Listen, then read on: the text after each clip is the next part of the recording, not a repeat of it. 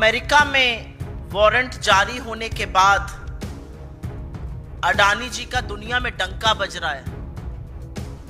और किस तरह से डंका बज रहा है पहले उसकी बात कर लेते हैं, फिर जो कुछ आज शगुफे छोड़े गए हैं उस पर प्रकाश डाला जाएगा। फ्रांस की बड़ी कंपनी है टोटल एनर्जी, दुनिया की 7 बड़ी एनर्जी कंपनीज में से एक है। अडानी ग्रीन एनर्जी में 20% की हिस्सेदार है। उन्होंने निर्णय लिया है कि अब भविष्य में अडानी ग्रुप में कोई भी निवेश नहीं होगा। यह निर्णय भ्रष्टाचार, घूसखोरी, जालसाजी के जो आरोप लगे हैं अमेरिका में, उसके चलते किया गया है। ये उनकी प्रेस रिलीज में है कि हमारी 0 टॉलरेंस है भ्रष्टाचार को लेकर। तो टोटल एनर्जी ने आगे आइंदा निवेश ना करने की ठानी है। यह फ्रांस से कहानी आ रही है। एक अमेरिकी एजेंसी है जो अब रिव्यू कर रही है कि श्रीलंका का जो बंदरगाह, जो पोर्ट अडानी को मिला था, उसके लिए फाइनेंस रिलीज किया जाए या ना किया जाए। करीब $553 मिलियन का करार है, वो किया जाए या ना किया जाए। अमेरिकन एजेंसी ये रिव्यू कर रही है। श्रीलंका खुद अडानी पावर डील का रिव्यू कर रहा है और अलर्ट पर है। इजराइल में हाइफा पोर्ट जो मोदी जी के जाने के बाद मिला था, जैसे श्रीलंका की डील भी मोदी जी के कहने से मिली थी। और मैं नहीं कह रही हूं, वहां के पूर्व राष्ट्रपति ने कहा है। इजराइल मोदी जी जब गए थे, वहां से लौटे तो हाइफा का जो एयरपोर्ट, हाइफा के पोर्ट का करार मिला था, वहां पर श्रमिक जबरदस्त विरोध में उतरे हुए हैं अडानी के खिलाफ। कीनिया के राष्ट्रपति ने तो सदन में बताया कि एयरपोर्ट की और पावर की डील को हम रद्द करते हैं, और हम सबका सिर शर्म से झुका। जिस तरह का जश्न कीनिया ने मनाया अडानी की डील रद्द होने का, एक हिंदुस्तानी कंपनी ने इस तरह हमारा सिर शर्मसार किया। कीनिया में भी मोदी जी की कृपा से ही कॉन्ट्रैक्ट मिला था, यह बात वहां के पूर्व राष्ट्रपति ने बताई थी। बांग्लादेश की कोर्ट ने अडानी पावर डील के जांच के आदेश दिए। ऑस्ट्रेलिया में पहले ही अडानी के खिलाफ जबरदस्त घोर विरोध और प्रदर्शन चल रहा है। स्विट्जरलैंड ने अडानी से रिलेटेड, उनसे संलग्न करीब 2617 करोड़ रुपए फ्रीज कर दिए हैं जालसाजी और हेराफेरी के आरोपों के बीच में। अमेरिका में तो डंका ऐसा बज रहा है कि वारंट इशू हुए हैं। तो हर ओर अडानी घिर रहे हैं, सिवाय हिंदुस्तान के। हिंदुस्तान में वो सेफ रहेंगे क्योंकि यहां पर नरेंद्र मोदी जी के रहते हुए उनका कोई बाल से बाका नहीं कर सकता है। यहां असलियत यह है कि एजेंसियां मूक दर्शक बनी रहेंगी, वरना इतने संगीन, इतने गंभीर आरोप लगने के बाद आज तक, अभी तक उनकी गिरफ्तारी हो जानी चाहिए थी। अब आगे सुनिए आज क्या हुआ। आज रेटिंग्स एजेंसीज हैं, जो कंपनियां स्टॉक मार्केट पे लिस्टेड रहती हैं, रेटिंग्स एजेंसीज उस पर अपना आउटलुक, अपनी रेटिंग देती हैं। तो उन्होंने अडानी ग्रुप की तमाम कंपनियों को, मूडीज और फिच, 2 बड़ी रेटिंग्स एजेंसी हैं, उन्होंने अडानी की तमाम कंपनियों को डाउनग्रेड कर दिया, आउटलुक नेगेटिव कर दिया। और उन्होंने कहा कि जिस तरह के आरोप लगे हैं, आने वाले दिनों में अपग्रेड की तो कोई संभावना नहीं है, डाउनग्रेड जरूर हो सकता है। यह रेटिंग्स एजेंसी की बात है। तो इधर से उधर से हर तरह से शेयर प्राइस आप भले बचाते रहिए, लेकिन शेयर मार्केट के जो बड़ी रेटिंग्स एजेंसीज है वो आपको डाउनग्रेड करके आपके ऊपर नेगेटिव आउटलुक बोल रही है। तो आज सुबह सुबह बौखलाए अडानी के तंत्र ने एक शगुफा छोड़ा। और ये कुछ नहीं है, ये गंभीर आरोपों के बीच बचने का प्रयास है, उनकी बौखलाहट है। लेकिन यह जरूर लगता है कि जब शगुफा छोड़ा जा रहा था तो शगुफा छोड़ने वाले ने शायद आरोप पढ़े नहीं है, क्योंकि फटाक से वकालत का जामा पहनकर इस देश के प्रमुख वकीलों में से एक बचाव में उतरे। और उन्होंने यह भी कहा, मैं बचाव नहीं कर रहा हूं, मैं सिर्फ यह बता रहा हूं कि डिपार्टमेंट ऑफ जस्टिस का काउंट 1 से काउंट 5 में अडानी का नाम नहीं है। वो बड़ी चतुराई से यह बताना भूल गए कि foreign corruption practice act America का जो है, जो हमारा हिंदुस्तान में प्रिवेंशन ऑफ करप्शन एक्ट है, foreign corrupt practices act America का उन्हीं के नागरिक पर लागू होता है, वो विदेशी नागरिक पर लागू नहीं हो सकता है। गौतम अडानी, उनके भतीजे विदेशी नागरिक है, वो भारतीय मूल के हैं, तो उन पर अमेरिका एफसीपी के तहत आरोप लागू नहीं कर सकती है, लेकिन तमाम इनक्रिमिनेटिंग एविडेंस अमेरिका ने अपने ऑर्डर में दी है, जिसका अभी मैं आपको उल्लेख करूंगी। और काउंट 1 और काउंट 5 जो बड़ी चतुराई से, जैसे वकील लोग काफी अक्सर करते हैं, घुमाकर जलेबी बनाकर बोला गया, लेकिन यह बात छुपाई गई कि एफसीपीए उनके खिलाफ उनका नाम दे ही नहीं सकता है, क्योंकि वो अमेरिकी नागरिक नहीं है। लेकिन उसी एफसीपीए ने अजोर पावर, जो अडानी की पार्टनर कंपनी है, जिसने अडानी के साथ यहां पर कॉन्ट्रैक्ट एसईसीआई से किया, जिसने पावर परचेजिंग एग्रीमेंट्स का खरीद फरोख्त किया, जिसके ऊपर आरोप है, उसके ऊपर भी आरोप है रिश्वत लेने का। और तमाम इनक्रिमिनेटिंग एविडेंस है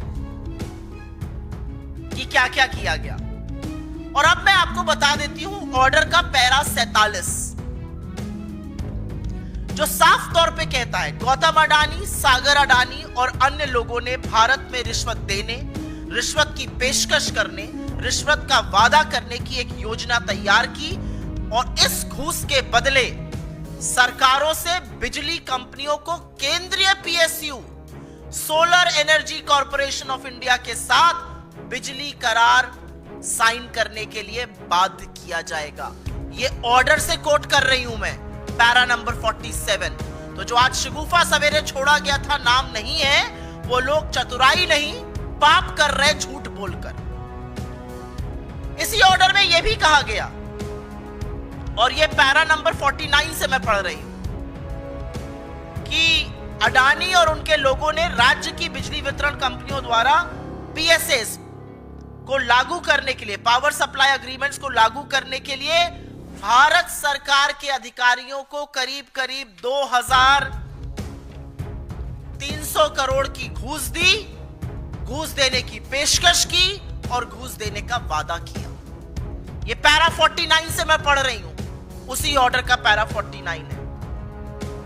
अब आगे पैरा 70 पढ़ लेते हैं, क्योंकि बीजेपी का ये दलील है कि इसमें हमारी तो कोई राज्य था नहीं। अरे जम्मू कश्मीर में आपकी सियासत चल रही थी, और यह सच है कि उड़ीसा और आंध्र प्रदेश दोनों जगह संकट मोचक बने नवीन बाबू और जगन रेड्डी आप ही के मोहरे थे, हर बार आप ही के बचाव में खड़े रहते थे, आपके बार बार सपोर्ट करते थे। और हमारे पूर्व मुख्यमंत्री ने और हमारे घटक दल के मुख्यमंत्री ने तो खुल के कह दिया, जांच कर लीजिए, ये प्रीवियस गवर्नमेंट्स का किया हुआ है। तो बीजेपी जब ये कहती है तो उसका एक और जवाब है, और ये जवाब पैरा 70 में है, जिसमें कहा गया है कि सबसे उच्चतम स्तर पर भ्रष्टाचार का आरोप लगाया गया है, और कहा गया है कि सागर अडानी और विनीत जैन ने SECI solar energy corporation of India की 2.3 गीगावाट पावर परचेजिंग एग्रीमेंट को आवंटित करने की जो प्रक्रिया थी, उसको पर भी गुपचुप तरीके से प्रभाव किया। Solar energy corporation of India Bharat सरकार की एक पीएसयू है, भारत सरकार की एक कंपनी है, और न्यू और रिन्यूएबल एनर्जी के तहत आती है। और न्यू और रिन्यूएबल एनर्जी के मंत्री पीयूष गोयल, आरके सिंह और प्रहलाद जोशी रह चुके हैं। तो ये जो बददिमाग प्रवक्ता और आधा पढ़ के आए लोग दलीलें देते हैं, दलील देनी चाहिए पीयूष गोयल को, दलील देनी चाहिए प्रहलाद जोशी को, और दलील देनी चाहिए आरके सिंह को, क्योंकि भारत के एक पीएसयू का नाम रिश्वतखोरी के मामले में, ये केंद्र सरकार के अंतर्गत एक पीएसयू का नाम रिश्वतखोरी के मामले में डिपार्टमेंट ऑफ जस्टिस की ग्रैंड जूरी के दस्तावेज में है। यहां पर मैं एक बात और भी बताना चाहती हूं, एक बेवकूफी की दलील और दी जाती है। अरे अमेरिका में आरोप लगे, आप क्यों परेशान हैं? अमेरिका में लगे आरोपों पर इसी मोदी सरकार के कार्यकाल के दौरान सीबीआई ने 2 मामलों की जांच की है। 2016 में ब्राजीलियन कंपनी एम्ब्रेयर के ऊपर एफसीपीए फॉरेन करप्शन प्रिवेंट का जो एक्ट थी अमेरिका की, वो लगी थी, और उसी के आधार पर नरेंद्र मोदी के कार्यकाल में सीबीआई ने एम्ब्रेयर के खिलाफ जांच की। लुइस बर्जर केस, जिसका नाम सुनकर हेमंत बिस्व शर्मा के हाथ पैर फूल जाते हैं।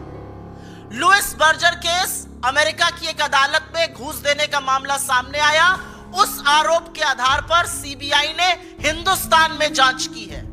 और आपकी समझ और बताने के लिए बताना जरूरी है कि हिंदुस्तान की सेबी और अमेरिका की सिक्योरिटीज एक्सचेंज कमीशन के बीच एक बायलैटरल एग्रीमेंट है। और अगर एसईसी की जांच में इतने गंभीर आरोप सामने आए हैं तो यह सेबी की जिम्मेदारी है, दे आर अंडर ऑब्लिगेशन कि वो जांच करें। तो यह दलील बिल्कुल नहीं चलेगी कि वहां आरोप लगाए हम क्यों जांच करेंगे, क्योंकि आपने बाकी केसेस में की है, क्योंकि आपने लुइस बर्जर केस में और एम्ब्रियर के केस में जांच की है। पर क्योंकि अडानी का नाम सामने आ गया है तो आपको सांप सूंघ गया है। हमारी एजेंसियां हाथ पर हाथ धर के मूक दर्शक बन गई हैं। किसी और पर भी आरोप होता तो आपको क्या लगता है, ED, CBI, income tax, SEBI ऐसे ही मूक दर्शक बने रहते? इनके हाथ पैर सिर्फ इसीलिए फूले हैं क्योंकि अडानी का नाम आया है। और एक बात तो सच है, यहां पर वो क्यों सेफ है और कैसे सेफ है, यहां पर उनसे कोई एजेंसी सवाल नहीं पूछ रही है।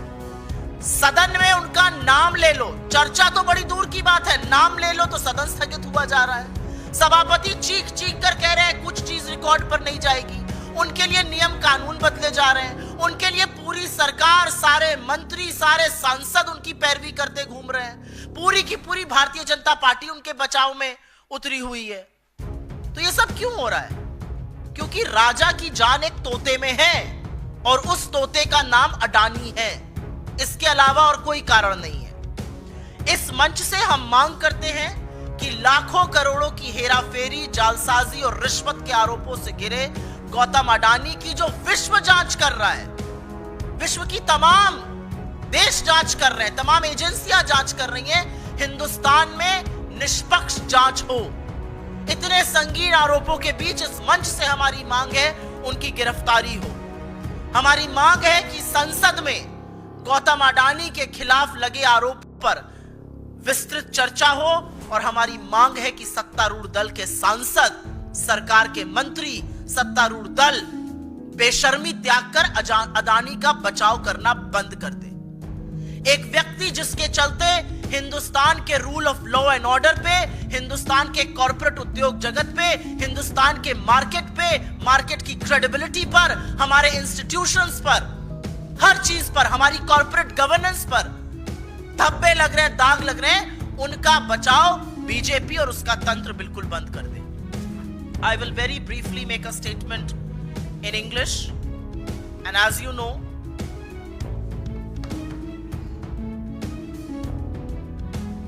Mr. Adani has been investigated by various countries across the globe ever since those warrants have been issued by the United States. Total Energy of France has decided that it will not make any fresh investments in the Adani Group. Remember, Total Energy is one of the top 7 energy companies in the world. It has a 20% stake in Adani Green. They have decided no fresh investments, all investments have been stalled. We all know that the American agency is now reviewing whether the funding should be allowed or should not be allowed for the Sri Lankan port that has been given to Adani.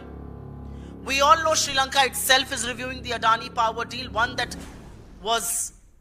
became a reality thanks to the intervention of Prime Minister Modi. Israel, the Haifa port is facing huge challenges with labor unrest. The Kenyan government has already cancelled a port, an airport and a power deal. Bangladesh court has ordered a probe into the Adani power deal. Australia has seen rampant charges of corruption and rampant protests all across Australia against Mr. Adani. Switzerland has frozen about 2,617 crore rupees connected to Adani on charges of misdeeds. America, of course, has issued the warrant. But in India, Mr. Adani continues to be safe. No questions are going to be asked to him. Not a single agency is going to act. And the government is going to look the other way and will do all it can to protect Mr. Adani. The reality is that ratings agencies like Moody's and Fitch have downgraded Adani stocks and have kept their downgrade outlook to negative. They have also said it's unlikely the outlook will be revised to positive it is very likely that they will be downgraded further. So this morning, the entire ecosystem of Gautam Adani and his company got together and issued certain statements. And it's important to remind what those statements are. A very senior lawyer in this country, who of course first gave the caveat, I'm not here to defend Mr. Adani, defended him with all the authority bestowed on him.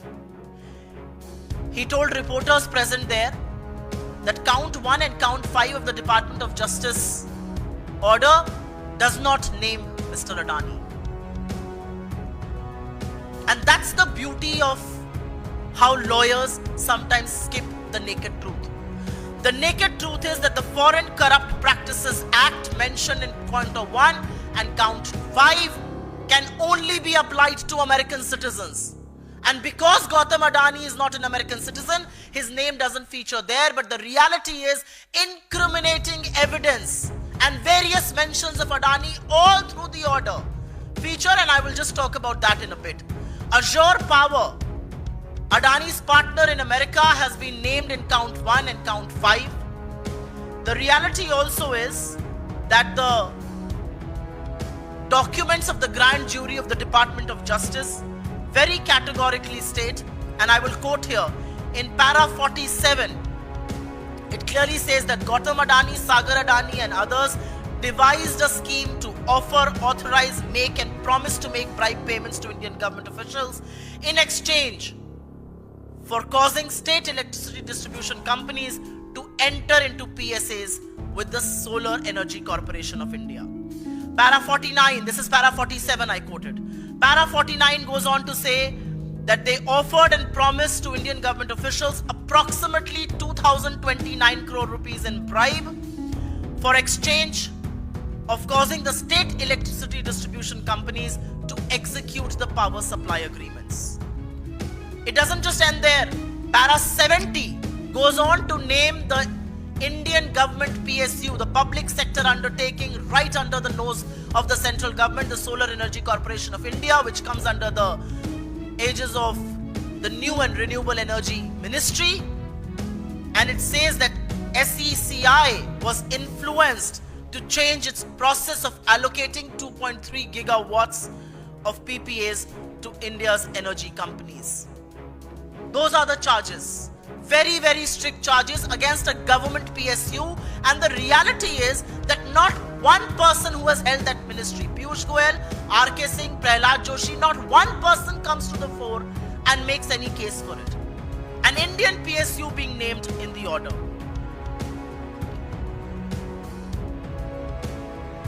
One of the arguments that the BJP gives very often is that these charges are being made in the US. Why do we investigate? Well, this very BJP government, headed by Narendra Modi, got the CBI to investigate Embraer, which was facing similar charges in the United States in the Department of Justice, got them to investigate the Louis Berger bribery scandal, which again was being probed in the United States, and certain things were revealed in one of the courts of New Jersey. Why did that happen then?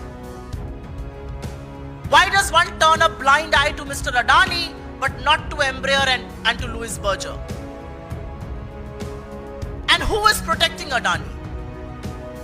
And why is he being protected? The reality is that ED, CBI, SEBI, and SEBI is actually under clause. SEBI has a bilateral agreement with the Security and Exchange Commission of the United States. It should ideally be probing and being launching a proactive investigation of its own. But SEBI, ED, CBI, Income Tax, Department of Revenue Intelligence, who is stalling a probe against Gautam Adani? The entire government, the entire government machinery. The BJP is all out to support Mr. Adani. You mentioned the word Adani. Forget about a detailed discussion on him under Rule 267. You mentioned the word Adani, and the government is too willing to adjourn both houses of parliament. Why is that so? Why is that being done? The reality is that from this platform, we ask for 4 things. Mr. Gautam Adani is saddled with charges of corruption, bribery and misdoings. Anybody else who would have faced those charges would have been probed by the agencies and arrested. Gautam Adani needs to be taken into custody immediately. There needs to be a detailed discussion on the charges he's facing in India's parliament, in the seat of policy making. Agencies, the ED, CBI, SEBI, need to launch an objective, fair probe against Mr. Adani for the charges he's facing, not just in the United States, but various countries across the globe. And last but not the least, the BJP, its ecosystem, and government officials, government ministers, MPs should stop defending a man who's tainted and who's only bringing to India disrepute, who's only bringing to India charges of corporate misgovernance, who's only bringing to India loss of credibility, erosion of credibility as far as our stock markets, as far as our rule of law is concerned. Why are you defending a tainted man is the question we asked on the stage. आपके सवालों का स्वागत है. सवाल अगर इस पर रहे तो मैं अनुग्रहित रहूंगा.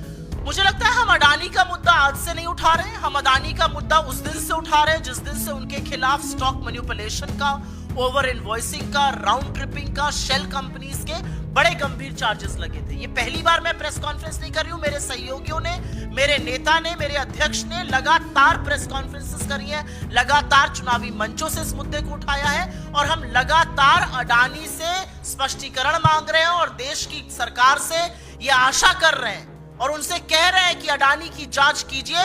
इसके चलते हिंदुस्तान की बहुत बेइज्जती हो रही है, हमारी साख गिर रही है. ये पहली बार नहीं है. हमारे लोगों ने अपनी सारी राजधानियों में प्रेस कॉन्फ्रेंस करी है, हमने सदन में ये मुद्दा उठाया है और मेरे नेता राहुल गांधी ने जब अडानी और मोदी की बखिया उधेड़ी थी तो उनकी सदस्यता तक लेने का कुत्सित प्रयास भारतीय जनता पार्टी ने किया था. तो हम अडानी का मुद्दा अभी से नहीं उठा रहे हैं. हम किसी से डरते नहीं हैं. हमें लगता है कि भारतीय उद्योग जगत में बड़े बड़े उद्योगपति हुए हैं जिन्होंने इस देश का नाम रोशन किया है, जिन्होंने विश्व में भारत का डंका बजाया है. लेकिन यहां तो डंका एक के बाद एक डील कैंसिल होने का, भ्रष्टाचार के आरोप का, रिश्वतखोरी का, जालसाजी का, हेरा फेरी का बज रहा है. तो मुझे नहीं लगता कि हम इसमें चुपचाप बैठेंगे. भारत के सदन, भारत के संसद में अडानी के खिलाफ लगे आरोपों पर गंभीर और विस्तृत चर्चा होनी चाहिए. जितना सरकार उस चर्चा से भागेगी उतना यह क्लियर होता जा रहा है कि सरकार अडानी के बचाव में पूरी तरह से संलग्न है. सरकार और नरेंद्र मोदी इस भ्रष्टाचार के उतने ही दोषी हैं जितने खुद Gautam Adani. Do you believe it will lead to a parliament washout? This session could be a washout since both the opposition and the ruling party are locking horns regarding this issue. And will Congress hit the streets protesting for action against... this particular term, washout, is a very favorite word of media. And I'm not talking about you, but I go and represent the Congress party across various news channels. I read newspapers in the morning. What is Parliament meant for? Parliament is not meant for pleasantries. Parliament is not meant for MPs to go and show bonhomie with each other or have a cup of steaming coffee. Parliament is meant for discussions on the most important issues that plague our nation, that plague our people. It took us a Herculean effort to get the government to speak on Manipur. The government doesn't want to discuss unemployment. The government doesn't want to discuss high prices. The government doesn't want to discuss income inequality. But when you have an Indian corporate who's facing criminal indictment charges and everybody knows of the proximity that he and Narendra Modi share, how are we expected to keep quiet? I mean, what do you expect the opposition to do? Pretend nothing has happened? I mean, Australia, Sri Lanka, Bangladesh, Kenya, France, Switzerland, United States, everybody is probing Adani. Everybody is cancelling deals. Everybody has leveled very, very serious charges. It raises questions on us. Is anybody in the government willing to come out and tell you that for the last 12 quarters FDI has been falling? Why is it falling? You know, this whole tom-tom, FDI arrived. Why is FDI falling? Because somewhere in the minds of investors, India as the preferred destination for investment, where rule of law, where fair practices, where corporate governance is incredible, has been eroded. And has been eroded because you have one crony capitalist who you want to create into a monopoly. You've created his monopoly in ports, in airports, in power purchase agreements. All of the Prime Minister's foreign trips seems to be a business deal to get Mr. Adani some new deals. How are we expected to keep quiet? And this matter is not just about corporates. This matter affects the people of this country. What was Mr. Adani trying to do? He was trying to bribe, and he did bribe. And let me tell you one thing. When the US documents say Indian officials, it does not mean Indian officials like we do, that bureaucrats. It means Indian officials as in Indian politicians at large. What was he trying to do? He was trying to coax all of these people to buy expensive electricity, and who would bear the burden of it finally? The people of this country. I very often fly to Lucknow. I was stunned to know that at the Adani airport in Lucknow, you have to pay over 3,000 rupees for a wheelchair. That's what creation of monopoly does. So what do you expect us to do? Look the other way, keep quiet, pretend nothing has happened? I mean, this is an issue which has huge ramifications for India's corporate sector, for India's markets, for India's small investors, for our credibility. Obviously, we're going to talk about this. And Parliament is meant to discuss these things. Parliament is not meant to tap your desks and shout Modi, Modi. मैं इसको हिंदी में भी बोलना चाह रही हूं. ये जो एक बड़ा शब्द है ना, ये वॉश आउट, ये मीडिया का बड़ा चर्चित, उनका बड़ा, आप लोगों का बड़ा ये प्रिय शब्द है. आपको बहुत अच्छा लगता है ये शब्द, और आपसे ज्यादा आपके जो कमांडो वॉरियर एंकर स्टूडियो में बैठते हैं उनका तो बहुत ही उम्दा प्रिय है. रोज ऊपर लिख के आता है वॉश आउट, वॉश आउट. क्या है वॉश आउट? और भारत का सदन क्यों है? भारत का संसद किस लिए है? भारत का संसद गर्म कॉफी पीने के लिए, एक दूसरे से गलबैया करने के लिए? भारत के सदन में, भारत के संसद में जो सबसे गंभीर मुद्दे हैं, जो सबसे ज्वलंत मुद्दे हैं, उन पर चर्चा होनी चाहिए. एक आपका उद्योगपति जो नरेंद्र मोदी का चहेता है, ये सारी दुनिया जानती है. नरेंद्र मोदी के कहने से उसको श्रीलंका में, बांग्लादेश में, इजराइल में, कीनिया में हर जगह डील मिलती है. एक ऐसे उद्योगपति के खिलाफ संगीन आरोप यूएस की डिपार्टमेंट ऑफ जस्टिस की ग्रैंड जूरी ने लगाया है. 2 साल की जांच के बाद लगे हैं ये आरोप. उसमें एफबीआई और एसईसी संलग्न है.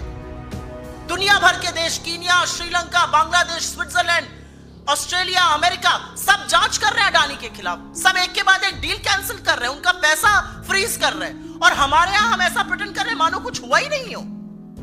अगर सदन में इस पर चर्चा नहीं होगी तो चर्चा कहां होगी? क्योंकि इसके बड़े गंभीर परिणाम हैं. अडानी पर जो जांच लगी है और जो शिथिलता नरेंद्र मोदी की सरकार और नरेंद्र मोदी के लोग और उनकी एजेंसियां दिखा रही हैं, वो पूरी तरह से भारतीय उद्योग जगत पर, भारतीय मार्केट पर, भारतीय इन्वेस्टर के लिए बहुत बुरा संकेत है. ये कहीं ना कहीं हमारी जो कानून व्यवस्था है उस पर सवाल उठाता है. ये फेयर प्ले पर सवाल उठाता है. ये कॉर्पोरेट गवर्नेंस पर सवाल उठाता है. और इसलिए इसकी चर्चा सदन में होनी चाहिए. हमें मशक्कत करनी पड़ी थी जब इस सरकार ने मणिपुर पर चर्चा करी थी, और आप सबने देखा था कि 36 सेकंड मणिपुर बोलकर प्रधानमंत्री निकल गए थे. यह सरकार बेरोजगारी पर चर्चा नहीं करेगी, महंगाई पर नहीं करेगी, आर्थिक असमानता पर नहीं करेगी, अडानी पर नहीं करेगी. तो मोदी वंदन करने के लिए सदन नहीं है, वो बीजेपी के हेडक्वार्टर में करिए. ओके, तो आप लोग केंद्र सरकार पर दबाव डाल रहे हैं, अच्छी बात है, सदन में उठा भी रहे हैं, लेकिन वो आक्रामकता नजर नहीं आ रही. हमने संसद में 2 दिनों में कोई प्रदर्शन नहीं देखा इस मसले पर, कांग्रेस की अगुवाई में इंडिया गठबंधन के द्वारा. एक और दूसरा कि ये जो मामले जिन राज्यों का नाम इसमें लिया गया है उसमें एक तमिलनाडु भी है जहां इंडिया गठबंधन की सरकार है. रिश्वतखोरी के आरोप हैं. क्या डीएमके सरकार अपने स्तर पर इसकी जांच करवाएगा? आप लोग ये मांग करते हैं, और अगर इसमें तथ्य होता है, क्या ये मैं आपसे समझना भी चाहता हूं, पूछना भी चाहता हूं कि क्या डीएमके सरकार तमिलनाडु की इस मामले में गिरफ्तारियां कर सकती हैं जो आप लोग मांग कर रहे हैं? सर्वप्रथम तो चित भी मेरी और पट भी मेरी नहीं चलेगी। हमें सकारात्मक भी रहना है, हमें रिस्पॉन्सिबल ऑपोजिशन भी रहना है, हमें मुद्दे भी उठाने हैं। और अगर हम आक्रामकता करके वेल में आ जाएंगे तो आप ही लोग कहेंगे चलने ही नहीं दे रहे सदन, ऑपोजिशन के चलते वॉश आउट हो रहा है। तो हम अपने स्तर से बहस करने की मांग कर रहे हैं। रूल 267 के अंतर्गत हमारे अध्यक्ष ने नोटिस दिया है, तमाम नोटिस लोकसभा में, हमें बहस करनी है। अब उसमें आपको आक्रामकता दिखे ना या दिखे, बहस तो अडानी पर करनी पड़ेगी इस सरकार को, पहली बात। दूसरी बात, आपने तमिलनाडु की सरकार का नाम लिया, मैं तमिलनाडु नहीं, मैं छत्तीसगढ़ की भी बात कर देती हूं। तमिलनाडु के मुख्यमंत्री ने अगले दिन आके कहा था ये जो डील थी ये AIADMK की सरकार ने करी थी, इस पर कोई भी जांच करनी हो कर लीजिए। हमारे छत्तीसगढ़ के पूर्व मुख्यमंत्री ने भी यही बात कही है। लेकिन सवाल इस बात का है कि राज्य जांच करेंगे या केंद्रीय एजेंसियां जांच करेंगी। जब ऐसे मामले पहले सामने आया, लुइस बर्जर केस हो गया, ब्राजीलियन कंपनी एम्ब्रेयर का केस हो गया, उसमें CBI ने जांच करी थी। तो अब CBI क्यों है? सिर्फ विरोधियों को काट खाने के लिए। अब CBI क्यों है? फलाना नेता है उसको जेल में डालो, CBI भेजो। अब CBI कोई जांच करने के लिए नहीं है। तो ये जो फ्रंटल बनाने का काम हुआ है उस पर भी हम सवाल उठा रहे हैं।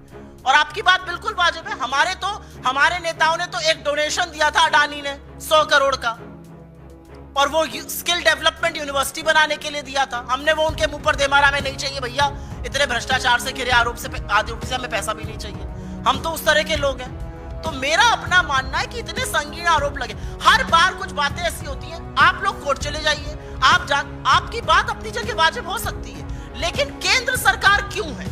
क्या केंद्र सरकार झुंझुना बजाने के लिए है? दुनिया भर के देश में डंका पीटा जा रहा है कि हमारे यहाँ एक घूसखोर है, उसने ये कांड किए हैं, उसके ये काली करतूते, काले कारनामे हैं। नरेंद्र मोदी जी ने क्या आंख में चश्मा पहन लिया है? क्या उनको ये दिखता नहीं है कि देश दुनिया भर में हो क्या रहा है? और ऐसी क्या फंसी है? अडानी और मोदी का ये कौन सा रिश्ता है कि नरेंद्र मोदी सब कुछ त्याग कर अडानी को बचाने पर आमादा है? ये रिश्ता क्या कहलाता है? ये तो हम लगातार पूछ रहे हैं। टीडीपी करे जांच, DMK सरकार अपना नीतिगत फैसला लेगी, लेकिन उन्होंने तो अगले दिन ही आकर कह दिया था, और अगले दिन आके उन्होंने तुरंत कहा था कि इसकी जो भी जांच होनी हो जाए, ये हमारी प्रीवियस सरकार ने निर्णय लिया था। मुझे नहीं लगता कि इसमें कोई ये है। और जहां तक टीडीपी की जांच की बात है, अगर टीडीपी जांच कर रही है तो बड़ा संगीन मामला है, क्योंकि एक बैसाखी अगर बवाल करने लगेगी तो मोदी जी के लिए तो बड़ी दिक्कत पैदा हो जाएगी। मोदी जी तो अब बैसाखियों पर निर्भर है, और एक बैसाखी कह रही है कि आपके कलेजे के टुकड़े की, जिस तोते में आपकी जान है, उसकी हम जांच करेंगे। क्या करेंगे राजा जी? अब सवाल इस बात का है। जी मैम, बांग्लादेश को लेकर के जिस तरह के वहाँ हालात हैं और उनको जमानत नहीं मिल रही है पुजारी को इस्कॉन मंदिर के, और हिंदुओं को ऊपर जिस तरह से वहाँ अत्याचार हो रहा है, उसको लेकर कांग्रेस पार्टी ने बयान जारी किया है, लिखित बयान। तो उसको मीडिया बाइट के लिए तौर पर क्या कहेंगे? मैं सिर्फ सबसे पहले तो ये कहना चाहती हूँ कि जो बांग्लादेश में हो रहा है, जिस तरह से उनका अरेस्ट हुआ, जिस तरह से रिलीजियस माइनॉरिटीज हिंदुओं के साथ वहां पर गलत चीजें हो रही हैं, हम उसकी भर्त्सना करते हैं। और हम नरेंद्र मोदी की सरकार से यह अपेक्षा करते हैं कि आप तुरंत मजबूत कदम उठाइए, अपने स्तर पर सरकार टू सरकार बात कीजिए, जिससे लोग प्रताड़ित होने बंद हो।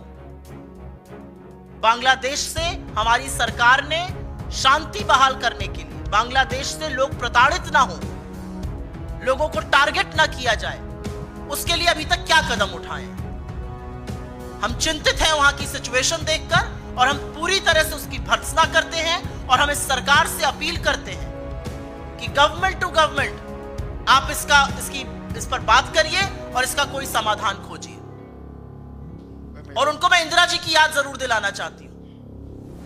जिस इंदिरा जी को आप पानी पी पी के कोसते होंगे, इंदिरा जी का ध्यान कीजिएगा। जब हमारे पड़ोसी देश गलत करने लगे तो दुनिया की आंख में आंख डालकर पाकिस्तान के 2 टुकड़े करके विश्व का भूगोल बदला और बांग्लादेश को जन्म दिया। आप वो सब तो नहीं कर पाइएगा, आप तो चीन का नाम ही नहीं ले पाते हैं, लेकिन हमारे जो लोग वहां फंसे हुए हैं, या वहां पर जो रिलीजियस माइनॉरिटीज हैं, या हिंदुओं के खिलाफ अगर कुछ हो रहा है, तो वहां पर जरूर कदम उठाइए। और सवाल है, बीजेपी ने कहा है कि इंडिया ने, ऑस्ट्रेलिया की संसद ने कानून पास किया है कि जो नाबालिग बच्चे हैं वो सोशल मीडिया पे जो ख़राब कंटेंट है वो ना देखें। और हमारी हिंदुस्तान की संसद में जब अश्विनी वैष्णव इस बारे में कड़ी बात कर रहे थे कि हमको भी कानून बनाना चाहिए, उस समय विपक्षी सांसद हंगामा कर रहे थे। तो हमारे जो विपक्षी सांसद हैं वो इसको लेकर गंभीर नहीं। आपने अश्विनी वैष्णव जी का सोशल मीडिया के मद्देनजर नाम लिया। अभी 2 दिन पहले उन्होंने एक CPR करती हुई फर्जी वीडियो डाला था। उनको रील बनाने का बड़ा शौक है, इस उम्र में लगा है तो लत और भी बुरी है। तो रील बनाते बनाते उन्होंने एक रील डाली जिसमें एक व्यक्ति एक पूरी चेतना में एक आदमी का CPR कर रहा था, जिस पर डॉक्टर्स ने बहुत आपत्ति करी और अब उन्होंने अपनी वो रील डिलीट करी है। अश्विनी वैष्णव वो व्यक्ति हैं, जब लोगों की मौत हो जाती है रेलवे एक्सीडेंट में तो वो रील बनाने में मशगूल रहते हैं। तो अश्विनी वैष्णव के मुंह से सोशल मीडिया की बात करेंगे और सोशल मीडिया को सेफ बनाना हम सबकी जिम्मेदारी है। उस सेफ बनाने में, सोशल मीडिया को ऑब्जेक्टिव बनाने में, सोशल मीडिया से नफरत ना फैले, सबसे पहला कदम भारतीय जनता पार्टी को अपनी IT सेल बंद करके उठाना चाहिए। जिस तरह की नफरती, जिस तरह की भद्दी, जिस तरह की गंदी, घिनौनी सेक्सुअल कमेंट्स उनकी IT सेल के लोग, उनके समर्थक जिनको नरेंद्र मोदी फॉलो करते हैं, वैसा कोई नहीं करता।